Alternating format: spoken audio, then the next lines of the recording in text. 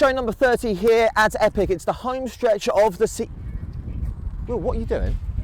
What? It's nearly the summer. No, it's not, mate. And we've got a show to do. Oh yeah, world titles.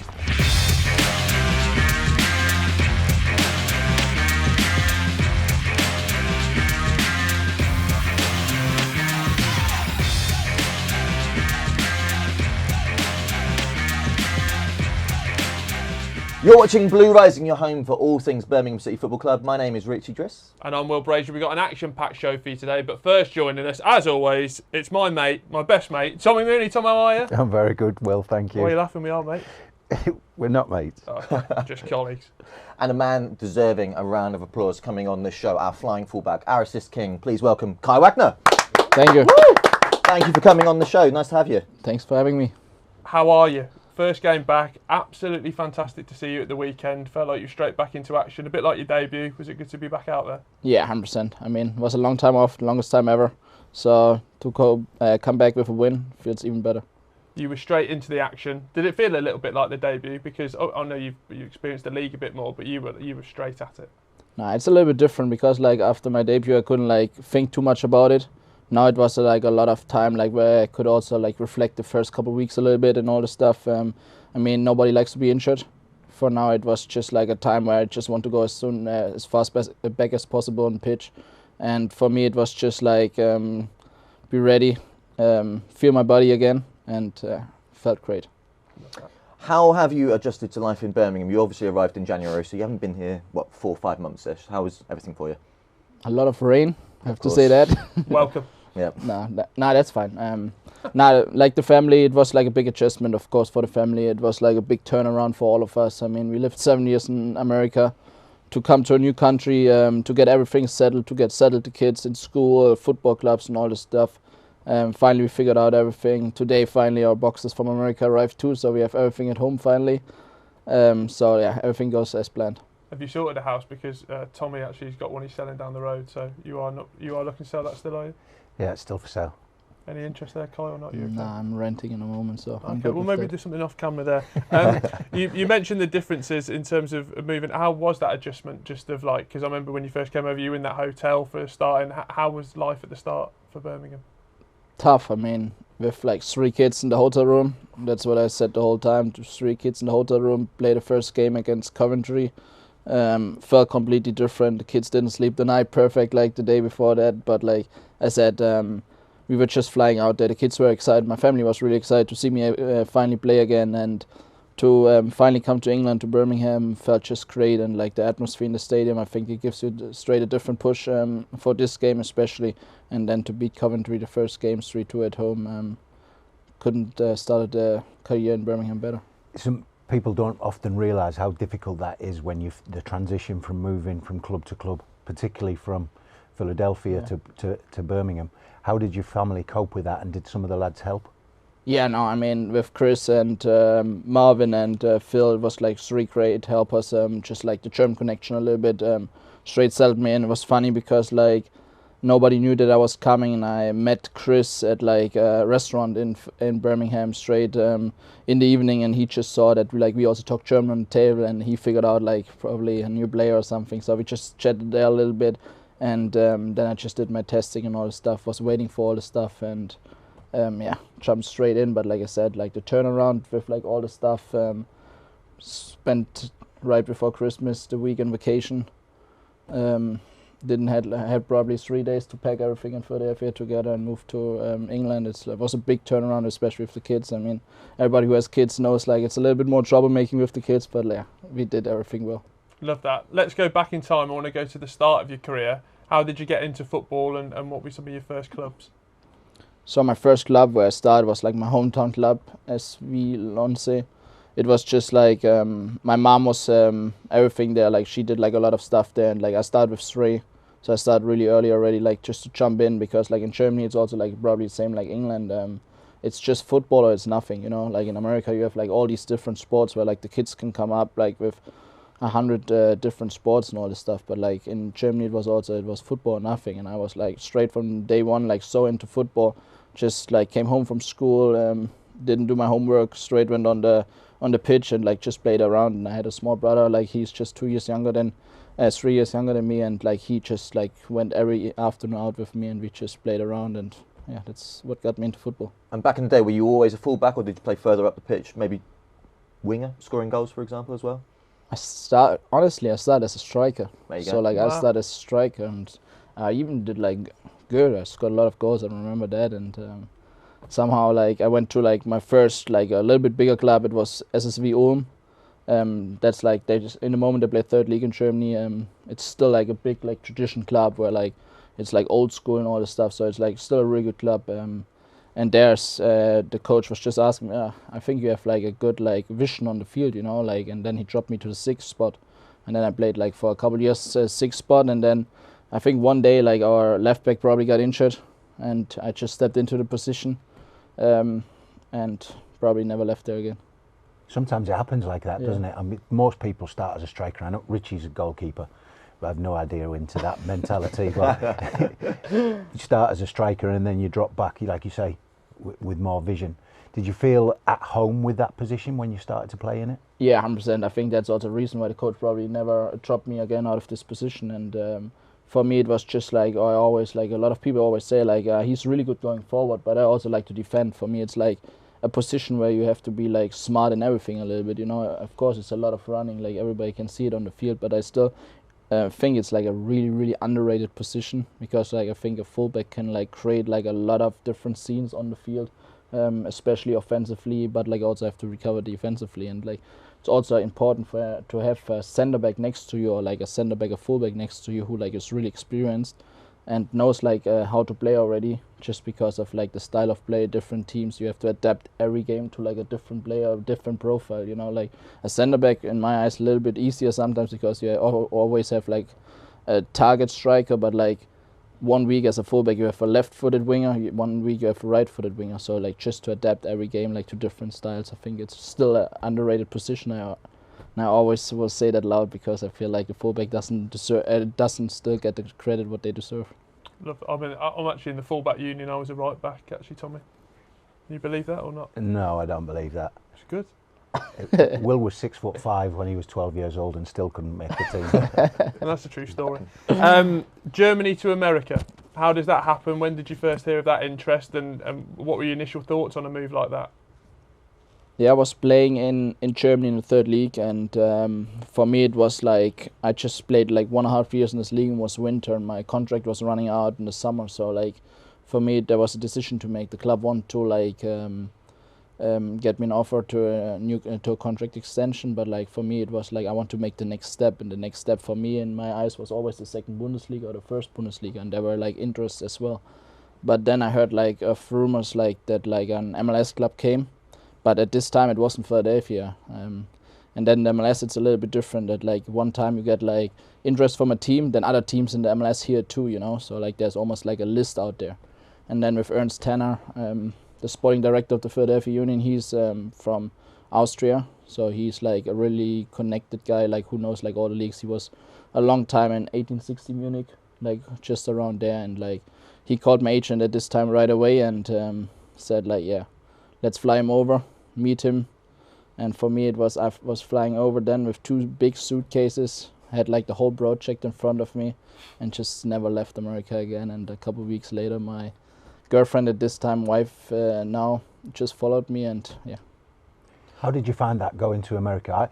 I went on loan to New York and Dallas from Birmingham many years ago, before Beckham, and I didn't understand that they would speak Spanish in the dressing room, because there was a lot of Hispanic players.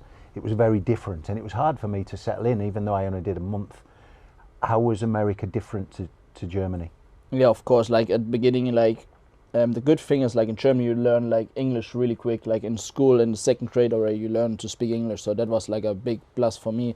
But of course like there was like different accent, especially in Philadelphia, what like made me thinking at the beginning a little bit more, just because like I really couldn't like understand like the people. So I just joked with the people at the beginning and said like, just talk a little bit slowly, then I can like understand a little bit, you know. Like it was really important in interviews and stuff like this too. But like I said, Philadelphia was just like such a familiar club, where like the sporting director was German. We had an assistant coach who was German, who helped me at this time a little bit. Then we had like another player who was German who helped me also like a little bit adapt a little bit faster. And of course it always helps you if you don't have to go alone over there. When my girlfriend at this time came with me, it helped me so much, like just to not be alone at the beginning, but like just like to settle in, and yeah, that was the easier part then. So were you the only German player there, even though there was was one more. There was one more German player. Like he was, he also just came like 3 months earlier, just arrived there, and like also didn't play because the season was like in the middle of the season. So he just came there after his injury, and like he helped me so much at this time. While you're playing in the US, you did come up against a player that you may have heard of, Lionel Messi. How was that experience? Did you ever face him on the pitch in the position? Were you marking him as well? Yeah, really often. To play against him, first of all, it's like something what everybody dreams of. You know, like he's like probably in my eyes the second best player because I was always a Ronaldo fan. But like just to play against him, and he was like he was always playing on the right side and I was on the left side. So you always had like these small chats and in the game with him and all the stuff. And I faced him often, and like he was just an unbelievable player. Unbelievable human being, and just like to be on the pitch with him, my friends always couldn't believe it and stuff like this. So like it was really, really special. Did you tell him that you were Ronaldo over Messi? No, of course not. You would have. I think I would. I would have mentioned it just while we were stood waiting. There was still like the language barrier a little bit, you know. Like Yeah. he's not that confident and speak like English and all this stuff. But you had like these small dialogues and all this stuff. So like it was fine. What was it about when you played against him that separated him from other players that you have faced? Why was he so good? Why is he so good? What everybody I feel like is saying a little bit that like at the beginning of the game he's almost like doesn't want to have the ball, you know, like he's just scanning the pitch and is like just walking around, and like you don't see like a lot of players who a coach will probably say you can just walk around and don't do anything for the game in the moment, but like he was just like looking at the pitch where like spaces are open, and then his first touch was like just like right in the perfect spot, like that he could play with his second touch or like a perfect pass. And like he hurt us so many times, like even in home games. I remember the first time he came to Philadelphia and scored like a shot out of like 35 meters out or something, where like he just saw the goalkeepers a little bit too far in front of goal and just put it like on the bottom on the left side in, and there you saw his quality. Or last year he hurt us like in the last second where he just scored a free kick goal. So like it was great to play against him, but like just to see how he like reads the game and like how he plays the game was just something really special. And obviously having success over there, did you feel the support and passion for the soccer team grow as well? 7 seasons you were there? Yeah. No. Yeah. I mean, when you see like from probably when you were there, like the league was still like really small, you know, like, and now over the last 7 years when I came 2019, the league was still like not knowing in which direction it really will go and all the stuff, and like just the investments what made over the last couple of years, when you see like all the stadiums what just got added over the last couple of seasons, it's just unbelievable. And there are I think 4 or 5 more stadiums coming in the next couple of years, and just like I said, the investments what like every team is doing is just incredible. And really, really good players. I mean, they switch it now a little bit from not just older players go back to the MLS. It's a lot of young South American players. Also, a lot of young players from Europe come over there. And the league is just like getting every year more quality, and will just get better every year. Should we talk about Blues? I'd love to. Favourite moment of the season so far for you? I mean, probably especially my debut. Yeah. I mean, At St Andrews, the first Coventry. game at St Andrews, I think it was really loud. I think it was the loudest stadium so far I played in this day, and just like to win the game and start the game like we did there was just unbelievable. But I think also now last game, the Wrexham game, was also something really, really special. Is that a bit like, I imagine, and correct me if I'm wrong, but like when you're being approached about Birmingham and you may be speaking to Craig and Chris in the team, you're told about this atmosphere, you're told about the style of play, you're told about everything. But to experience that, get the assist and be 1-0 up after 5 minutes, was it pretty much like, yeah, everything's pretty much spot on, right? I would love to say it like that easy, you know, it's not that easy always and not that simple. Of course, like a lot of people can tell you like something like how it is to play at St Andrews and like how it will be just like the atmosphere and all this stuff, but just like to experience it like themselves. I remember the first day when we went against Coventry and like we just drove home with the boys in the car, and the boys I always told them like the atmosphere is going to be so different than America, because they also went to away games and all the stuff in America too. So like, and then they were just like sitting in the car were like completely like shocked how loud it was in the stadium, and they said that was my best experience ever. And so like I Right. knew at this time like that was the right step to do, just like to get them also the experience, not just for myself, also to get like my family the experience what they deserve, you know. Who was it that you first spoke to from Birmingham City about the move? It was like I had a Zoom call with Chris, Craig, and Tom Brady, and Tom Wagner was in there too, of course. So it was like just like a Zoom call where they explained me the whole project and all the stuff, and that already gave me goosebumps straight from the beginning on, especially like for me as like American football fan, and to see Tom Brady like that in there and like interested like and knows everything about the club. I'm still like in contact with him like there in a while, and like he texts me often after games and all the stuff. So it's like just like really, really special to like get to know somebody like him or Tom Wagner, just to like that they are so close into the club and like knows that they know everything about the club, and just like to get like the players, even how much they knew about me, was just like something special. That's always going to get it over the line when Tom Brady messages you, isn't it? Of course, like Tom Brady is like such like it's probably in my eyes the biggest sports star in America, and for me just like to see him be in this meeting there, but like also Tom Wagner just to be in this interview and like just said like our plans for the future and all this stuff. It was just wow. Have you had the chance to explore Birmingham as a city as well, going out for food and maybe theme parks, for example? Yeah, I mean with the kids it's always like you try to go like to different, like we really love to go to farms. We always did in America too. Like you said, like theme park yesterday was something really special, but of course we went to sea life in Birmingham and all this stuff, but like we wait until the summer to see all like the special things, you know, that's going a little bit warmer and all this stuff. So Don't excited expect for too that. much warmth. No. No, that's Have I you got- done Hatton Country Park? I got told that already. Hatton Country Park. No. You need to get yourself Not there. yet. That's a good one. Great Okay. maze in there. You must have done that in your time, Tom. The children have been. I haven't. I was working. Yeah, I'm a bit too old for that one. And you speak about the getting to know people and getting to sort of welcome into this city as well, but was that made easier by the German connection as well? For me, of course. I mean, for me, it was easier to come into the team, but like I'm a really like open guy who like really like tries to talk to people, like really get like get to know people fast and all this stuff. So I think like I got welcomed by the club really, really good straight from the beginning from all the lads in there. And I think it also helped that like it was not just like me as a new player, it was also more new players who came in at this time. So like we almost like had a group together who like had to figure stuff out like and stuff like this. So for me it was a easy adaptation, but like for my family it was like a little bit tougher. Just like we had so many friends over in America, and just like the neighborhood what we had there was just something special. So like we still try to figure out that part, but it gets better. What are your hopes for next season, both on and off the pitch as well? I mean, first of all, stay injury free, because like in my past I never had like an injury like that before. I had one big injury, but there was COVID, so like I wasn't out for this time. So for myself, just to play as many games as possible, help the team as good as possible. And I mean, it's always easy to say like we want to go to the Premier League, you know, but it's not that easy in this league. So like for me, it's just like I always say, I look from game to game. I want to win as many games as possible, and that's my mindset. For me, always like to try the team as good as possible, and like just be ready for next season and just have fun out there. How have you found the schedule in comparison to the MLS for the Championship? Because there's a lot of games, right?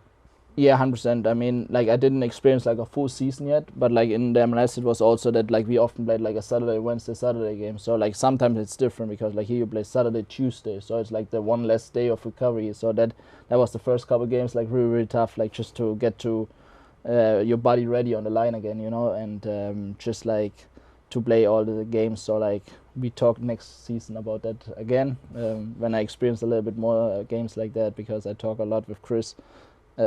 Christoph, he played last year, I don't know, probably 55 games, and this year he probably has another 45 games or whatever, you know. So like for him, he says like his body, he needs a break all the time after the season, you know. You mentioned about the schedule. Is there a notable difference in the physicality as well from the MLS? Yeah, I mean the game is way, way faster here. I mean that's the first thing what I always say, like when people ask me what's the biggest difference. The game is way faster and like way more like physical. The biggest difference in America is the weather. the weather's like make a big change in America, like because you have like you can play in February like minus 10 degrees, but then like in the summer it's like a 40 degrees still in the evening, you know, and you don't have that here. So like to adapt that in America is tough, but like to here, I love to play in rain. So like for me, it can always rain during games. Not a lot of people love that, but I love that. You're in the You're in the right right place. place. Yeah. I always found when you're playing in rain as well, you can have a sliding tackle and the referee's a little bit more lenient with the tackle. Nah, that's definitely different here. Like when people always saying like the tackles what you see here in this league are just like so different than other leagues. Even in the Bundesliga in Germany, like all the tackles what like probably will happen here. Like when I see Chris like always like takes the player's shirt out almost, you know, like it's in every league a foul, but not here in this championship. So I love that. Perfect. Well, Kai, thank you so much for joining us, and we'll see you soon. Yeah, perfect. Thanks for having me. Cheers. Thank you. Now on to a glorious men's result at the weekend. 2-0 win against Wrexham, and in case you haven't somehow seen it, here are the highlights.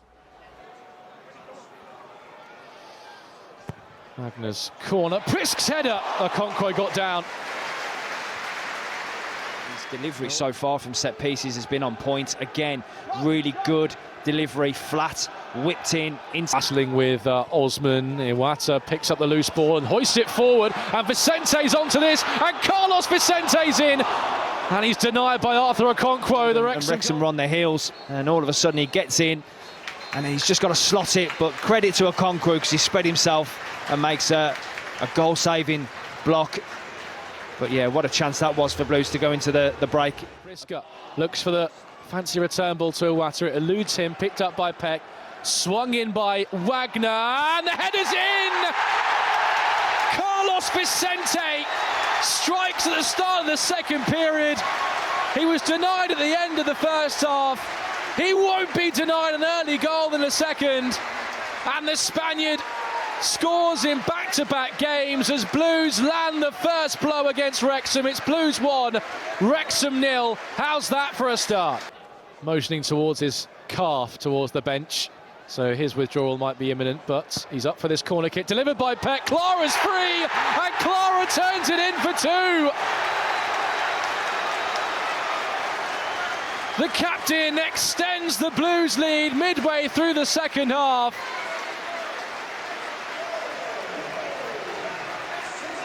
And daylight now between Blues and Wrexham. And it's Christoph Clara sneaking around the back to turn in the second. Yeah, and again, it's all about the delivery. And I mentioned it first half, the delivery has been on point. It really has. It's just about then getting the runs and getting into the right areas. And what I love about Clara here is, and you never doubt him in these situations, 1v1 duel, and he has Cleworth where he wants him. 3 points, very much needed. A fantastic performance. Tom, what did you make of it? Such a good performance, wasn't it? And there's still always this heightened media sensation about Birmingham, and Wrexham makes it an even bigger game, but a performance like that on the back of a really good second half at Ipswich, we never got the win there, fully deserved, and you could argue one of the best performances of the season this week. You mentioned the way that this particular match was hyped up in the media particularly. Do you reckon that had a factor in Birmingham playing so well, or do you reckon it's just a performance that was due? Yeah, I don't think nothing outside the dressing room will make the game any different. Players, no matter how big the game is, prepare exactly the same way.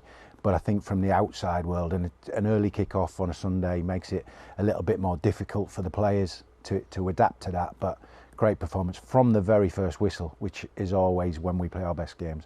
We know the technical ability of this team, but it felt a very aggressive performance at the weekend. I think there was numerous people that could have been man of the match, but for me, Phil Neumann next to Clara, very aggressive on that front foot. We've spoken to Kai already. That midfield, obviously John came off at half-time with the yellow card, but even Pate just came in with those majestic touches. We've spoken about game to game, they're not preparing for next season, but some of these players, especially from that game and the chance what they've got to do, are they laying down a marker for that 11 for next season? Yeah, I think so, but I mean, it's not a coincidence. Kai comes back in, you get that natural left-sided balance at left back, and then Iwata goes back into his more familiar midfield role, and then you've got August Prisk putting himself about up top, and Stansfield getting close to him, which we talk about a lot, about how that the 9 and the 10 need to get closer together. They did that, and it causes problems for defenders. And Wrexham is a strong back five. It's a physical team, isn't it? Yeah. Very physical team. Set pieces we defended from and scored from a set piece as well. So, yeah, I just think all around it was almost like the penny dropped a little bit. Not necessarily just for players and staff. The performance dropped at the right time. Yeah, sorry, but I was going to say, you mentioned on comms as well about maybe Chris not having that first 11, and we're sort of getting this availability back. And even up front, I just wanted for you to speak on August, because he's come into a new league. He's so young, but I mean, I can't remember what your first game was, but he won a header after 30 seconds, and I just felt he gets this league. Yeah. Is he just going to grow into that? I think with August, what you get, it's different when you've got Jay as the 9. With August, you've got somebody that's going to compete physically, aerially, and which is perhaps a little bit more traditional in a number 9. And because he works so hard, chasing down, and every ball, even if it's a fight ball, the rule for a centre forward used to be if the ball comes to you neck down, it's your responsibility to keep possession of it. But if it's above your neck and you're fighting for headers, then it's a 50-50 essentially. So it's about how much you want to make contact, and you don't have to win headers clean. You just have to have somebody close to you that can get on the second ball, and I think on Sunday we've seen that certainly. We mentioned Wrexham's physicality. We mentioned as well the defensive partnership, Phil Norman and Christoph Clara, who of course popped up with a goal. But Wrexham didn't have a single shot on target in those 90 minutes, and with someone like Kiefer Moore up front for them, who was big lads. How impressive was that?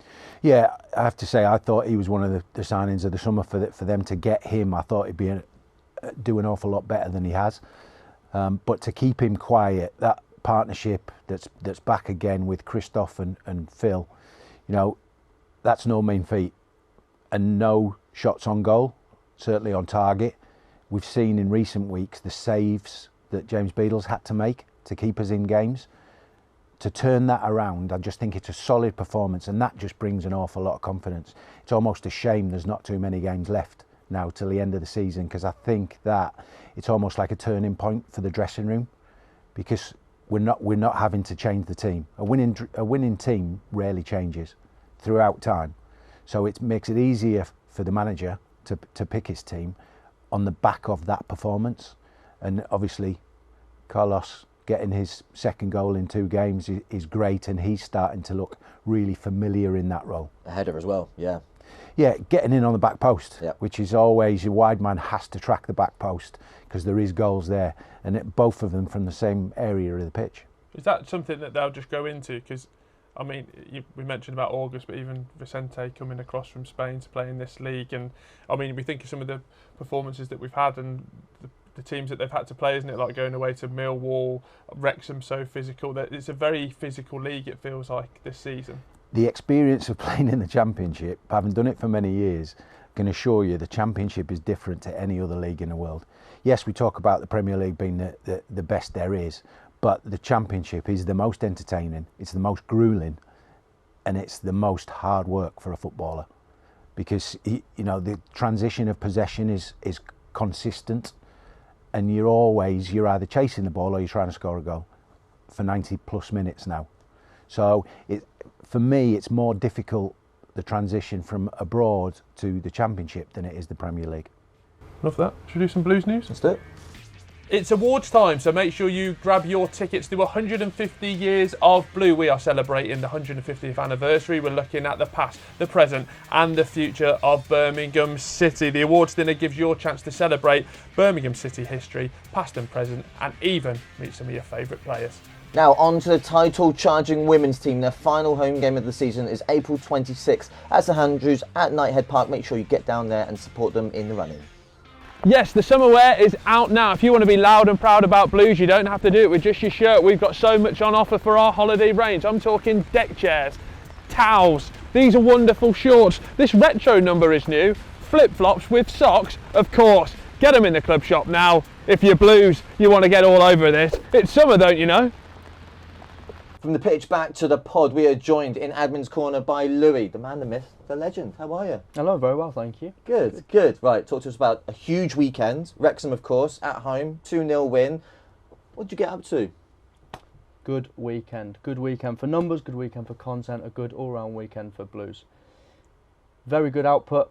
We've gone for Wrexham, we've had a good time, but we're going to focus on some other clubs, if that's okay. Okay. We're not focusing on that Tash.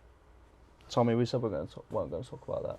I thought you said we could talk about it. If you want to give it him back, you have a look at his Tash from back in the day, because I'll give it a Google. Yeah. But anyway, we're moving on, Tommy. Are we moving on? We're moving on. Okay, let's move on, Bomber If Pilot. we actually feature it in this show, that Tash can be in Admin's Corner next week, and we can review this clip. It'll be gone. really It'll good be shout. gone by next week. I think we should just peel it off and leave it on the sofa. Hey, come on. Right, Chelsea. This is a very clean edit. Check this out.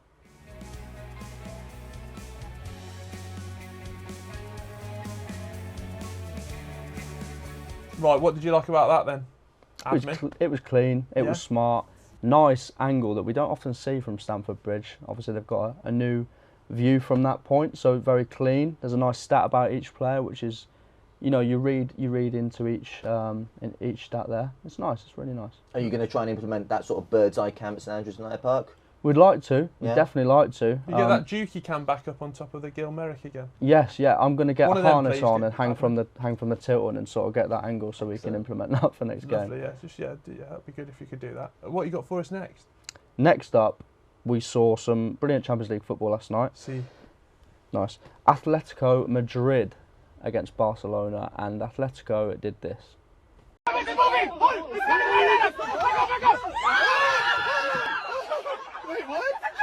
Big fan. Huge fan. Thinking Naughty. outside the box, a little bit of imagination, humour, and just great banter. Yes, it really is. You are a bit of blank house sometimes on the admin. You like to, when we've got a win, we like to celebrate it, didn't we? Absolutely. I'm talking Wrexham at the weekend, the old Osman yellow card. How far can you go into that as an admin, and how much do you have to be a bit like, oh, steady on here? There's a fine line, and you've got to find that fine line. Yeah. But you've got to enjoy the wins, because when they come around, you've got to enjoy them. So I've got full respect for this. This is a good bit of content. These edits are very cool. I think a bit of AI in there as well. But No, none of so no, there's a fine line with that as well, and they've used it well. Performed very, very well. Lovely. And something we'd love to carry on doing here. Do you like memes? Memes? Memes? Yeah? I like a meme. Yeah? Yeah, I mean, A few back in the day, memes? yeah, I scroll through TikTok most of the day. Yeah. Every day. What was your TikTok? The Birmingham Mail back in the day, was it? Reading that? It was. TikTok for me back in my time was going like that. Nice. Couple of Yeah, memes. so it's a little bit different. Just out of interest, what was your favourite bit of content we put out on the weekend on TikTok? I like the goals. Yeah. All the big hitters. All the big hitters. Yeah. On TikTok? The So did we put the goals out on TikTok? No, I think I watched that on another platform. Oh, nice. Oh, yeah, it's true. You're trying to catch me out here, aren't Yeah. Well, I don't want to know about you and your platform, so let's have a look at what the third one is. Third and finally, Dortmund. Now, we talk about Dortmund a lot. Well, I do anyway. They're a very, very good Yeah. club, historic, big club.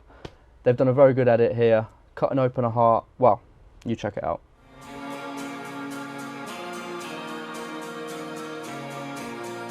Satan's your father and you had no hope. Lilith's your mother and fed you the cold. We're trying to bring this in. We tried it the other day with the Christoph Klar edit with the ball that comes at the screen. It's smart and it's a good way to reminisce on old players. A Dortmund legend, Marco Reus. Really nice. Like that new segment I'm implementing right now, Mooney's meme rater. What does it get out of 10? For that last Dortmund one, Yeah. that's a 9 for me. Wow. There you go. That's the highest ever score. I top of the like league, isn't that. it? I really like it. Really good. What Yeah. do you like about it? It's the sense of the football club. You're trying to throw me under I'm the not. bus. I'm asking you questions. No, but it was a good answer, to Yeah, be fair. keep going. The sense of the football It is. club. Thank you, Richie. That's okay. I'll speak to the professional in the room. I really like it because it's what the fans think. You open up a fan's heart, there's a Birmingham City You'll find badge right on there. it. Right there. Yeah, Lovely stuff. All right. Well, have that, Brazier. yeah, nice. Slap a 9 on the Mooney meme rater. And you'll be back next week, will you, admin? I will. Thank you very much for having me. We'll see you then. Top Keep man. right on. Now joining us in the pod are two very, very important members of the backroom staff here at Blues. Matt Lowndes and Scott Hammond, thank you so much for joining us. No problem. How's everything going? It's home stretch of the season now. Yeah, no, it's been good. It's just getting through the last few games now. Hopefully keep everyone fit, keep them out on the pitch. Love that. Scott, for you, the working relationship with the players, how do you find it? You have to speak positively because they are watching, but how do you find it? No, good, yeah.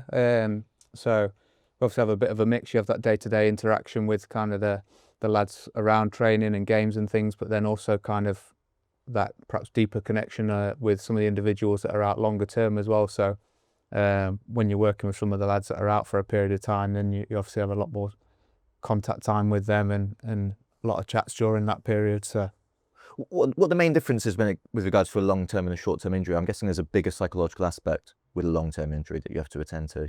Yeah, I think there's, that element of being away from the football side of things that's very challenging. Perhaps if a player's not had a long-term injury before as well, dealing with that and being away from it all when that's where they want to be, that's what they're in the game for at the end of the day. And then, yeah, there's also that aspect of having had that time out kind of towards the end stage of the rehab in particular, kind of building the confidence and being ready to transition back into training and games and getting back into that team environment as well. Matt, for you, is match day almost like the most nerve-wracking thing? Is it because it's almost like the culmination of the work that you're doing? Yeah, I guess we're here to get the lads out on the pitch and get as many people as we can out on the pitch on that match day. We work with the injured lads mostly day to day, but then, seeing them go back into matches and it can get nervous at times. We know how hard the lads work to get out there on a Saturday and it is, it's important for us and for them to be out there, yeah. Is that almost amplified when it's a longer term injury because like you might both have spent so much time with them and put so much work into them in those initial first few games? Yeah, of course, like you said, we spend, sometimes spend more time with a player than we will do our families during a week, and it's, when you go through week after week, see them building up and then, seeing them back out there with a shirt on the pitch, that's what it's all about. And there is that kind of nervous energy inside you, like you're hoping to get through all right, they're hoping to do well, they're hoping they play well for the team and for the manager and stuff. But yeah, it is kind of that culmination of weeks and weeks, sometimes months of work to get them back out there. In terms of individuals that we've had on this show, we've had Ethan Laird, Damari Gray, but Alex Cochrane as well. So you must have worked quite closely with them this year. How they've spoke so positively about that experience in what is much be a very tough time. How do you sort of work through that blend of keeping their spirits up, and how were they like individually? Yeah, so Ethan was probably like kind of the first longer term player that I took on since I've been at the club this year. So for him, I think it was quite challenging in the sense that he'd not had an injury that had led him to be out for that kind of period of time previously. So I think it was quite challenging for him in that initial stages, kind of coming to terms with that and accepting that he's going to be off the pitch for that longer period of time. But then kind of once they're in that phase, you're kind of ticking off little things along the way, getting little wins throughout that process, whether that's kind of coming off your crutches after surgery, getting back to doing certain things in the gym, getting back running, and then getting back on the balls and building up on the pitch as well. I think when you've got something that's that length of time, it's ticking those little boxes along the way that kind of break down a 4 or 5 month process into smaller wins along the way. Matt, are there sort of more consistent injuries that you notice when it comes to players, like pulling a hamstring, for example, or is it just bad luck of the draw, so to speak? Yeah, I mean, this season's been, we've seen a lot more contact injuries this season, and you might relate that to styles of play, changing from how we played in League One compared to how we played in the Championship. We are seeing more contact injuries this season. Whereas, you look at football at a broader level, you do see more hamstring injuries, more calf injuries.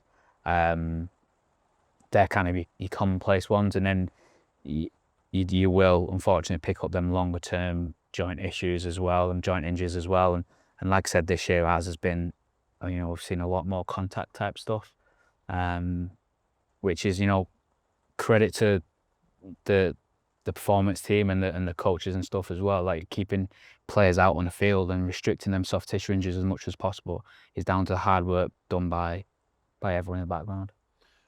speaking as a simpleton, which is quite clear, some would say, it feels like from an outside perspective, sometimes like those sort of injuries come in like clusters, and like back in the day around World Cups with metatarsals, and then you felt like everyone was getting a metatarsal injury. Do you find that with different things, or is the game adapted so much where it is just that mix and blend? I think kind of between clubs and between seasons even, you seem to kind of get, like you say, little clusters of particular injuries, and it's something we always look into in terms of, are there any key trends, or any reason why we might be getting this? And sometimes it's just the luck of the draw. Sometimes you, like say, you might have a mix of kind of contact, non-contact issues.